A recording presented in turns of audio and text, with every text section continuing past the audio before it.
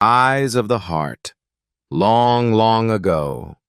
The day my daughter was born was the happiest day of my life.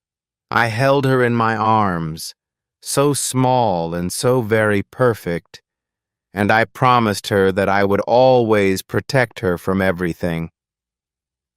Her name was Lily, and she was the most beautiful baby I had ever seen.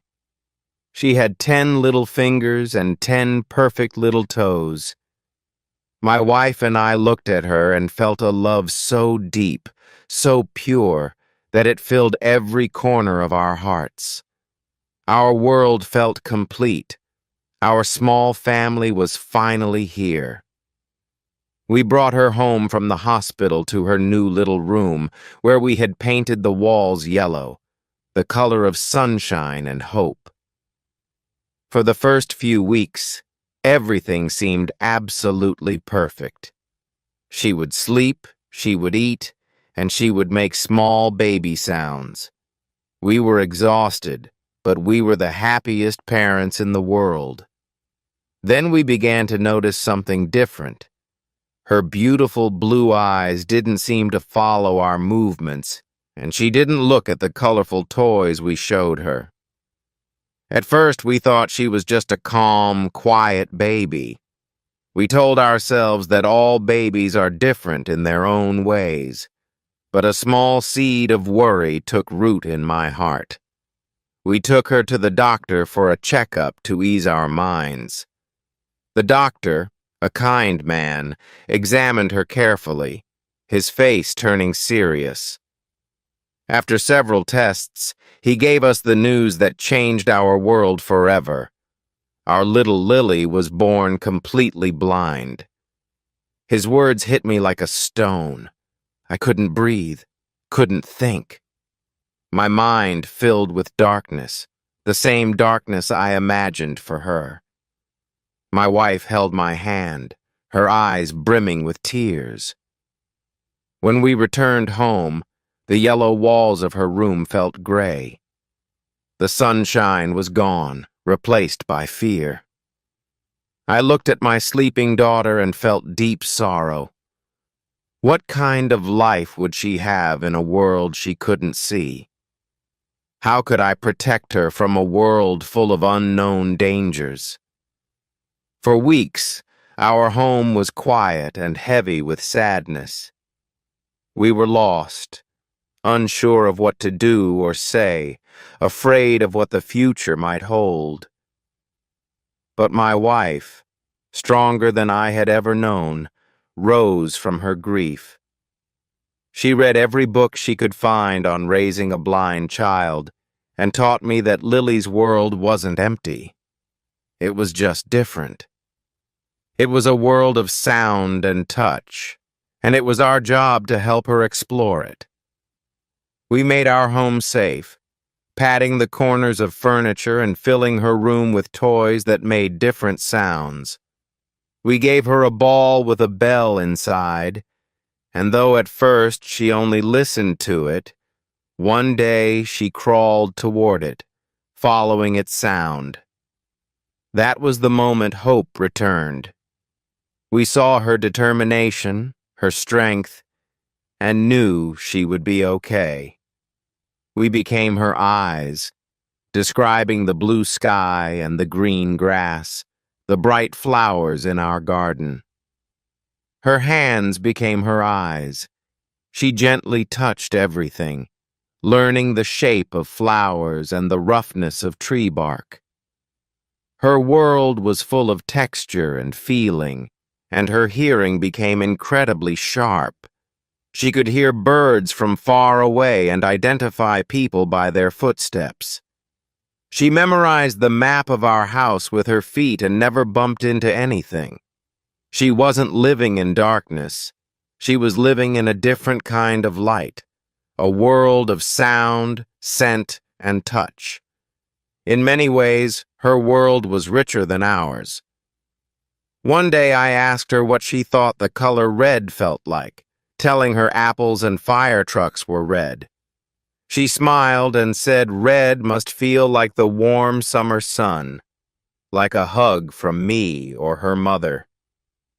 Her answer was so simple yet profoundly beautiful. She wasn't missing the world. She was creating her own, built from feelings, love, and warmth. As she grew older, we knew we couldn't keep her in the safety of our home forever. She needed to experience the big, sometimes scary world. So, one Sunday, we took her to the park for the very first time. I was so nervous. I was afraid she would fall and get hurt, so I held her hand tightly. My own fear felt like a cage. But Lily wasn't afraid at all. She was full of excitement, taking off her shoes to feel the soft grass beneath her feet. Her laughter was pure and beautiful, like music. She wanted to touch everything, the flowers, the big trees, and listened to the other children laughing and playing nearby. Her face was lit with wonder and curiosity. Some children came over, curious about her white and red cane, and asked why she didn't open her eyes all the way. Lily simply smiled and told them her eyes were listening, that they lived in her ears and in her hands. Some didn't understand and walked away, but one boy stayed, genuinely curious. He asked how she could see without using her eyes. Lily gently took his hand and placed it on the bark of a tree, asking him to close his eyes and feel. "Now you are seeing the tree, just like I see it," she said. The boy was amazed and spent the rest of the afternoon exploring the world with her, offering her leaves and rocks and asking her to describe them. As I watched them play, my fear slowly began to melt. I realized she could make friends and connect with others. Her difference wasn't a wall, but a bridge. She was helping others see the world in a new way, opening their eyes beyond sight. She was a little teacher, without even knowing it. From that day on, I stopped being her fearful protector and became her proud, joyful guide. I learned to trust her and let her explore. We went to the beach where she felt the waves on her feet, and to the forest where she smelled the pine trees. Every experience became an adventure, filled with joy. Lily never pitied herself or complained about what she couldn't do. She focused only on what she could. But soon, a new and daunting challenge appeared. It was time for Lily to go to a real school, filled with unfamiliar children and teachers. And just like that, the old fear crept back into my heart once again. How would she survive in a place that was so big and so loud? How would she find her way in the busy hallways of a school? I was worried about the other children and whether they would be kind.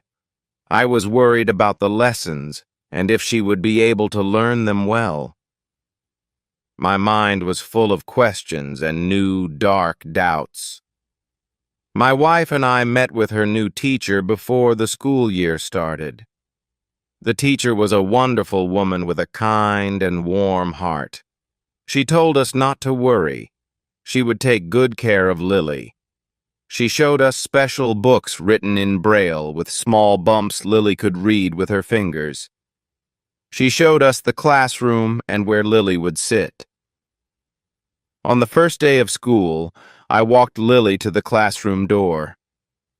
My heart was pounding. I was more nervous than she was. But Lily was just excited to meet new friends and learn new things. She quickly learned her way around the big and noisy school, her memory serving her well as she remembered every turn and every door. She made new friends who helped her and played with her, and she loved learning to read the Braille books.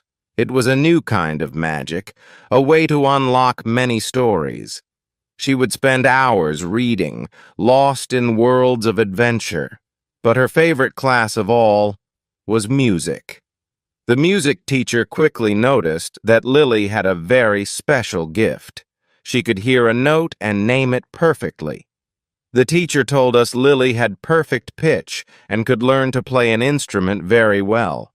She suggested piano lessons, so we bought an old piano and placed it in our living room. From the moment she touched the keys, it was like magic. Her fingers danced across the keys, and beautiful music filled our home. The piano became her new voice, her new way of seeing. Through music, she expressed everything she felt: joy, sadness, curiosity. She once told me each key had its own color. Low notes were deep blues and purples, while high notes were bright yellows and whites. Her music was more than sound. It was a painting in motion, a vivid world she created without sight. Her blindness wasn't a weakness. It became her artistic strength. As the years passed, Lily grew into a bright, confident girl and became one of the top students at her school. She loved to learn, and her mind was sharp and quick. When she reached her teenage years, she longed for more independence. She wanted to go out with her friends like other girls. She didn't want me to be her shadow, always following her. It was difficult for me to let go. This world can be so dangerous. But I knew she needed space to grow strong. I had to learn to trust her and trust the world a little more. That was one of the hardest lessons I faced as a father. My love for her was deep, but so was my fear. One day, she asked to go to her best friend's house alone, taking the city bus by herself. My heart wanted to say no, but I knew I had to let her go. I walked her to the bus stop and told the driver her stop. Then I stood and watched the bus drive away until it was just a small dot. I spent the next few hours staring at the clock. When she came home that evening, she was glowing with pride. She had done it, completely on her own. And she was perfectly fine. That day she grew older, and so did I. Her music also matured, becoming more beautiful and complex. She began writing her own songs on her old piano, songs filled with her feelings, her stories, and her dreams. She wrote one about the color blue, saying it was the sound of rain on a window at night, a sad but peaceful feeling. She wrote another about the sun on her face, calling it "My Yellow Song," full of joy and warmth. When she played it, the whole room felt bright. Her music touched everyone who heard it. Through her songs, she helped people see the world differently, through sound, through emotion, through her unique and beautiful perspective. It made people feel things they had never felt before. Lily finished high school at the top of her class, and we were so proud of her and everything she had accomplished. She had overcome so many challenges with grace and strength. For her graduation, the school asked her to perform a song, and she chose to play one of her own compositions for everyone. It was her first time performing for such a large audience. She walked onto the stage with her white cane, radiating confidence, and as she sat at the grand piano, a deep silence settled over the hall. Then she began to play, and the world seemed to stop and listen.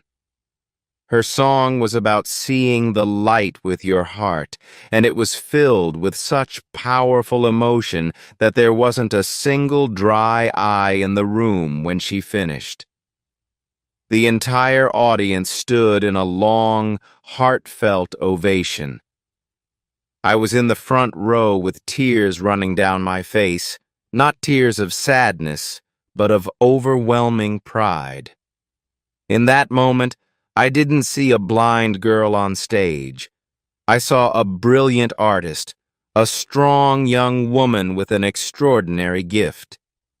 Lily had decided she wanted to study at a prestigious music university and become a professional musician and composer.